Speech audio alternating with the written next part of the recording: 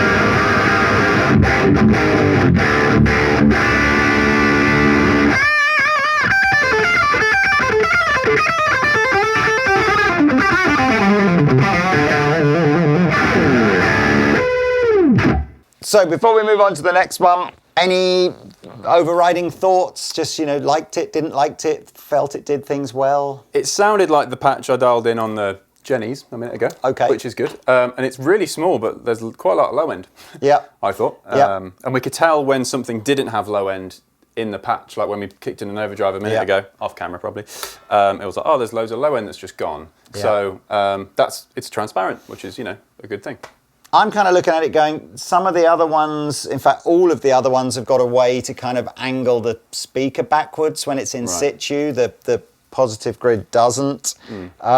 We did say that we were going to do this volume thing, weren't we? So let's go back to that crunchy. Yeah, the middle patch. So there is an EQ control on the back, but it's not like bass, middle, and treble. It's just a contour control. So if I switch that in whilst John is playing, you might hear that.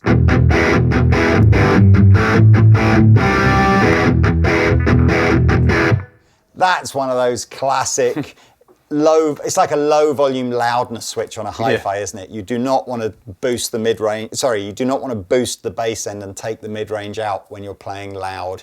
Anyway, you only really want to do that if you've got it quiet at home. It's quite effective. So let's just start turning up and seeing how loud it goes before it kind of craps out. Here we go.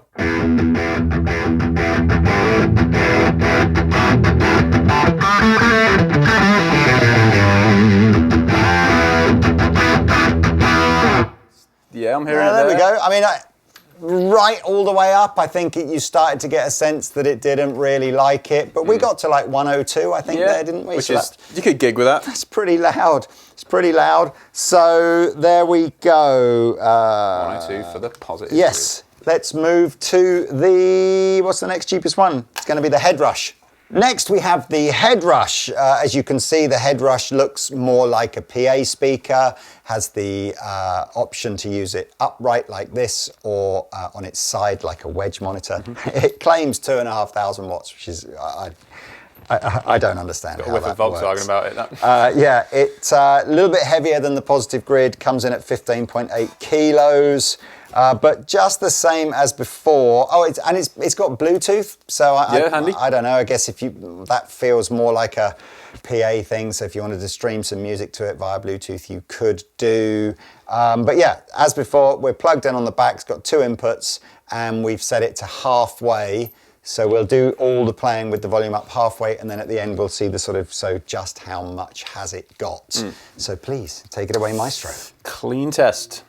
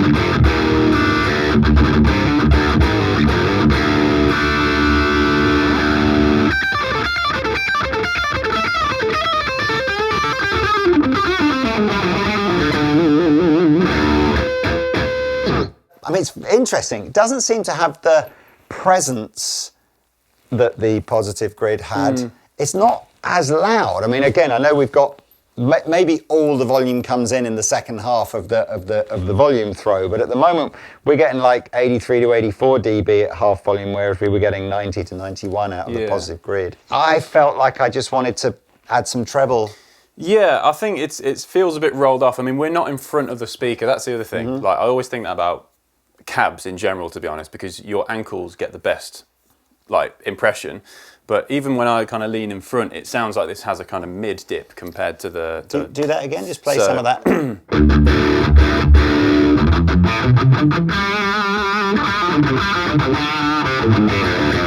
Yeah, even when I get all the overdrives in and make it as fizzy as I can. Don't play very well, but there's definitely an EQ change. So let's have a little look. Let's have a look at what's on the back. So we're plugged into channel 1, like I said, volume's on half. There is a high-pass filter at 100 hertz, so I'm guessing that's like a bass roll-off rather than... Is that set on now or not? It is off. So let's just, whilst you're playing, let's turn it on. Definitely does tighten it up a bit, doesn't it? Good feature. But too much so for my taste. Really, too much? Yeah.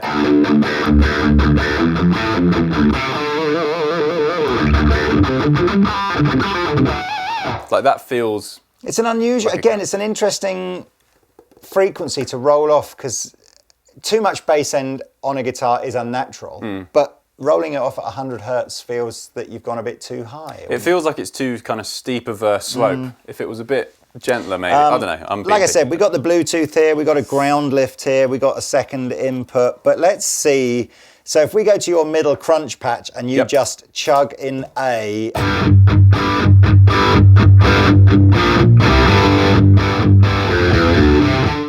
Okay, right. All the volume is in the second half of the volume. The EQ kind of came alive then as well. Yeah, okay. So this is not a set at half volume to get the best out of this. So let's just see. I mean, it was getting loud then, wasn't it? Maybe that's where the 2,500 watts. Give me those 2.5K. So keep going.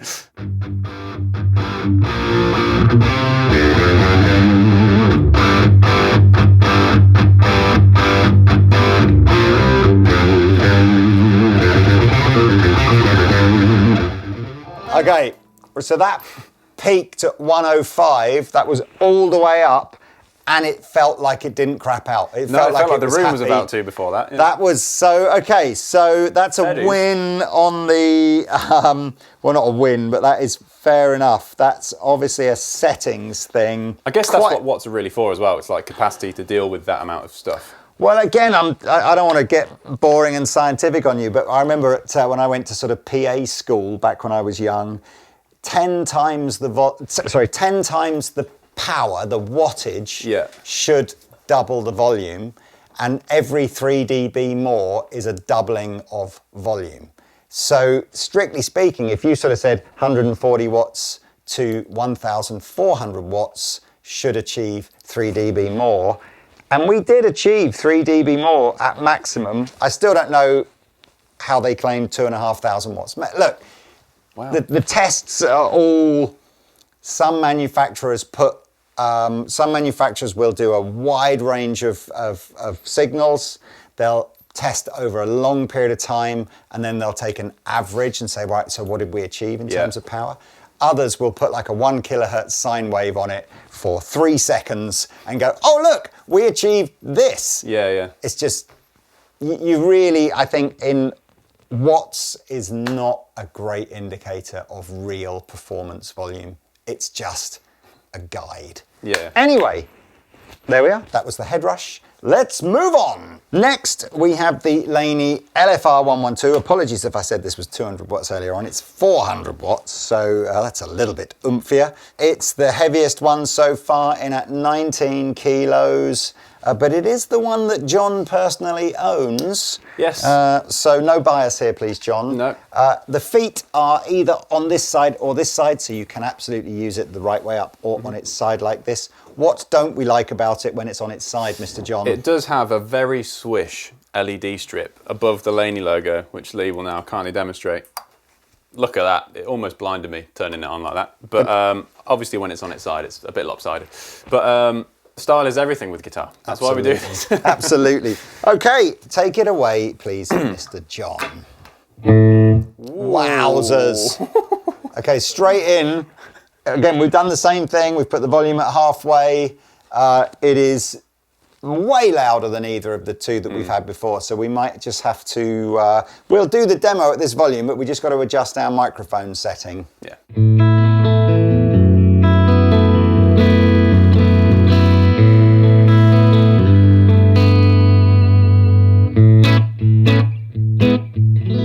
Is that around 100? Yeah. I tell you what, I can tell now the volume's uncomfortable for John. Yeah, that's all right.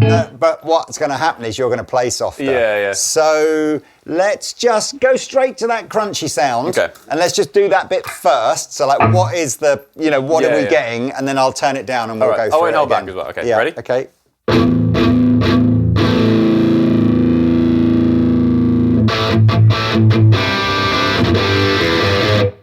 That's enough, right. Wow, look, the volume difference in these is all nuts. So as you may have seen, I don't even know if you can see the decibel meter or if John's beautiful head obscures it. We got 100 dB there. So let's just turn it down for this demo. So give us a chug.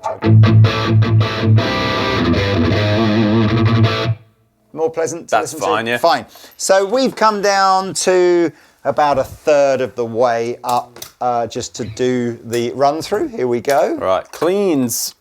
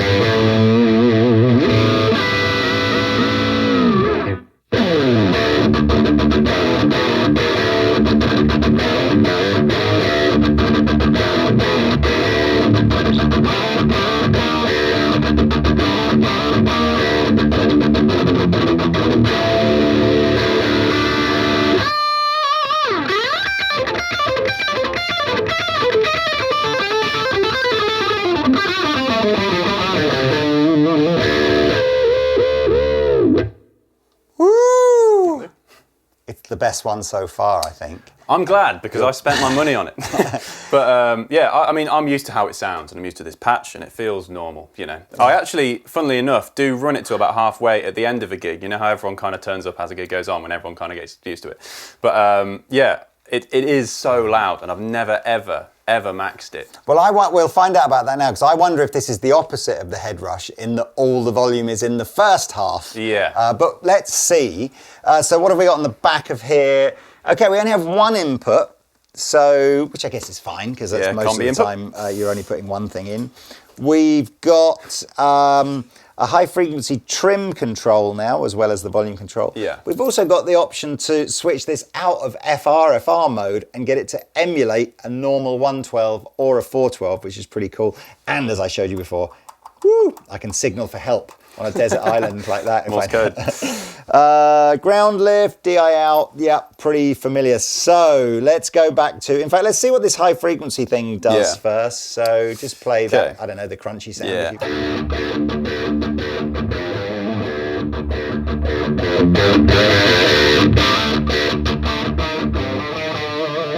Should just like make it a bit more pleasant, roll it off. I like that it's a rotary knob rather than just a button, because you can then just get it right for the room or right for the effects unit you want to run. Here's the frightening bit, Mr. Taylor. We're going to go from a third of the way up. Just keep chugging that A, boy.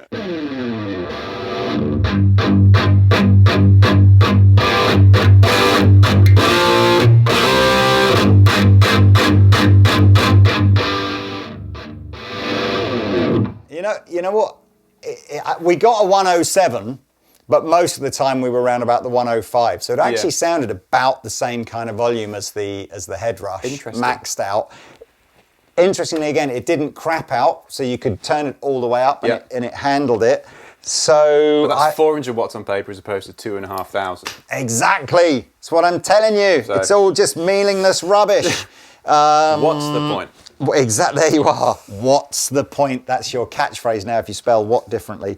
So what did I say there? 105 to sort of 107. That'd be 106. Yeah, it's loud, man. That is super loud. I mean, don't forget as well, Laney do a 212 and a 412 version of this. Yeah. Quite why they need to exist, I don't know. Our last one is the Fender FR-12. I think, if I'm right in saying from Andertons sales, it's the most popular one.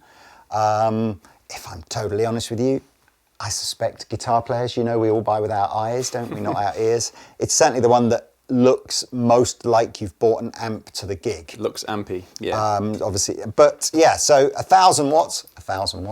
A little bit lighter than the Laney. We're back down to 12.5 kilos, which I think is about 26 pounds. Same test again. Let's, tilt back legs, which is kind of, a bit of a throwback to an old vintage Fender amplifier. But again, I like the fact that you can kind of put it on its angle. Yeah. I didn't say that on the Laney, did I? Although you can't tilt the cab back, the baffle, so in other words, the front that the speaker's mounted to, is tilted back. There is a little thing on the bottom of the Laney where you can tilt it back. Oh, there is! Get about 20 degrees out of it, I reckon. See? 20, 30. This is why we bring you in, John. I can't, I'm going to break it if I try and pull this out. It's a bit of a stubborn one. He's right. There's like a little coat hangery thing that and it'll do that, won't it? So, cool. Anyway, let's take us through the paces with this at half volume, Mr. John. Here we go.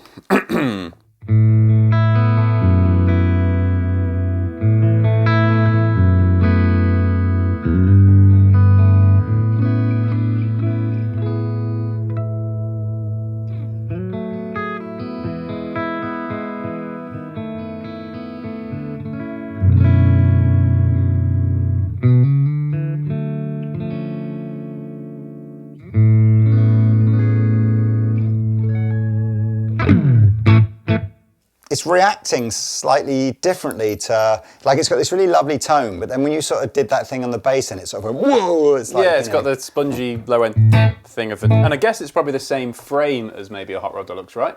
But the innards are different. Could be, yeah, could be. I'm not sure. Right, let's do our A chord, just, how loud is it at half volume test.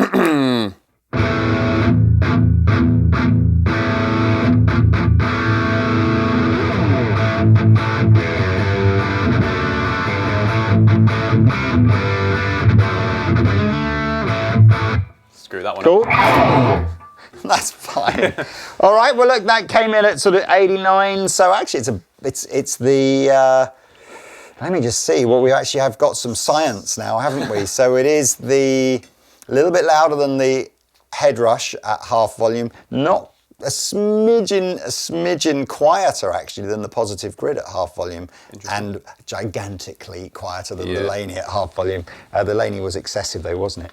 I think we're beginning to realise that actually where the volume, setting the volume at half 12 is a reference point, but a slightly pointless element of this demo. Okay, let's go through your crunchy tones. Chuggy. So, do you want the chuggy metal stuff? You can just do it. Just finish a bit more on that rocky sound, and then we'll go in.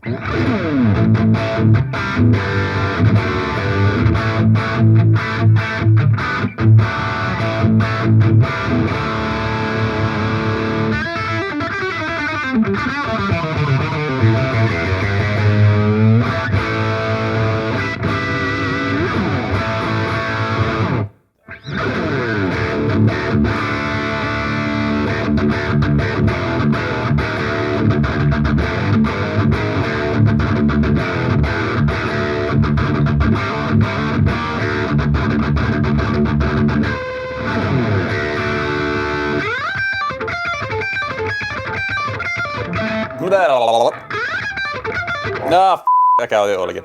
Yeah, we made John say Woo!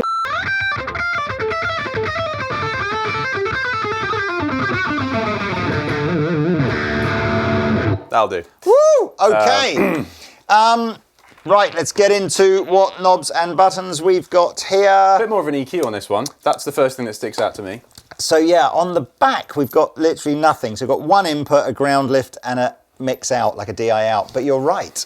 We've got a proper, treble middle bass and a cut control, which more familiar sort of guitar amp style EQs. Let's play around with all of that. So if I'm going to pump the volume up a little bit because it feels like it just needs it, and then we'll see what the EQ's like. Okay. So.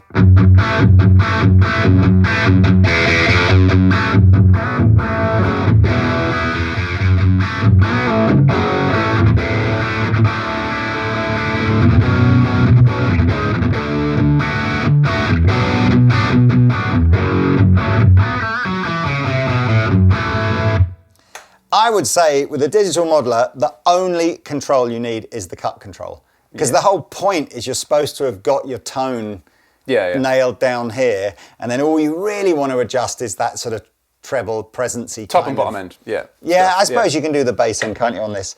I didn't massively find the treble, middle, and bass particularly pleasant either. I think they're kind of paint with broad strokes EQs. Like they do a lot more than they would on an amp. Yeah. Because I think they're just to sort it out very quickly. So yeah, I would be happy to just have volume and cut on this, but hey ho, it's all here. Now then, let's see how loud it goes. Here we go. Chug-a-roo.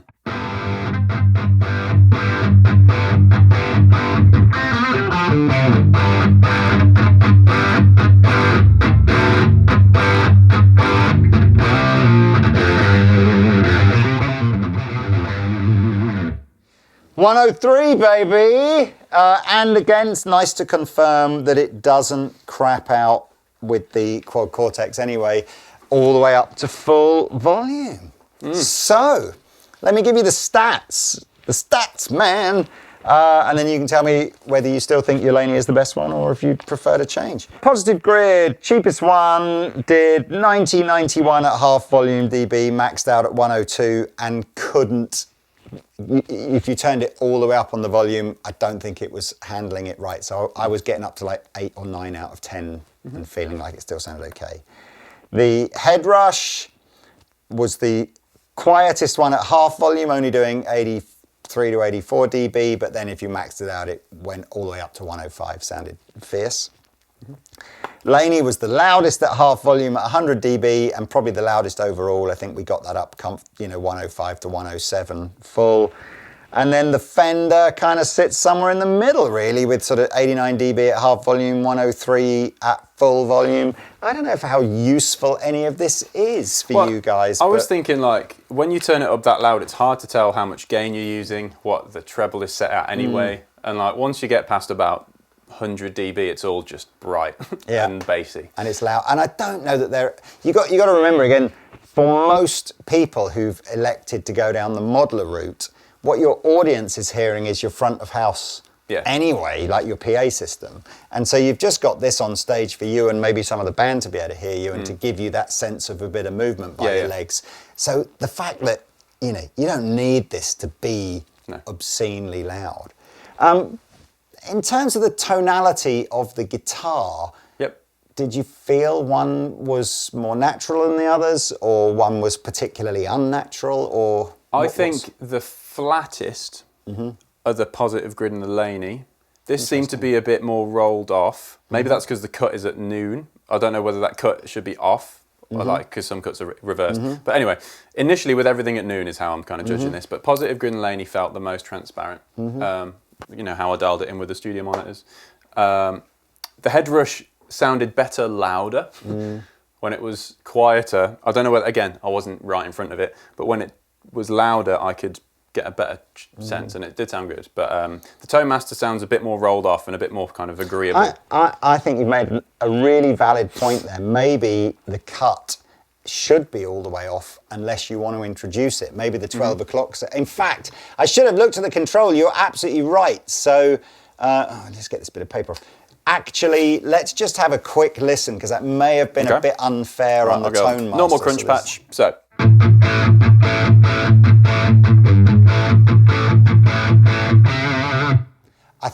I think John is absolutely correct there. Cut at halfway is already cutting like half the top end. Yeah. So, okay, so now that, again, with that in mind, are you sort of saying maybe all three of these performed reasonably valiantly? Yeah, I mean, they all sound great. I think for me, I just like the headroom of the Laney. If you want to push it with a drummer who plays loud, that can definitely do it.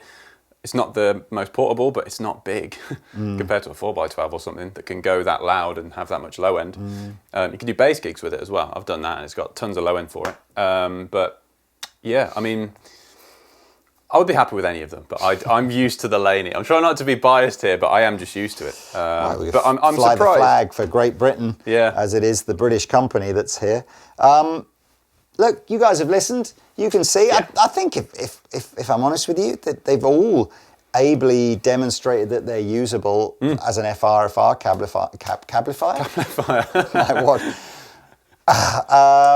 So it's a bit of personal choice, isn't it? I mean, I think I'm inclined to agree with you that the Laney probably had a very slight edge in terms of performance, but it's then also the heaviest one, which might put some people off. Yeah. You know, if you've gone down this route, haven't you done that so that you haven't got to take something big and heavy to a gig? Hey, as always, I've got splinters in my bottom from sitting on the fence. I hope you enjoyed this video. Please like and subscribe. Links will be below where you can purchase all these things. And John and I are going to do another video now. Au revoir. See you in a bit.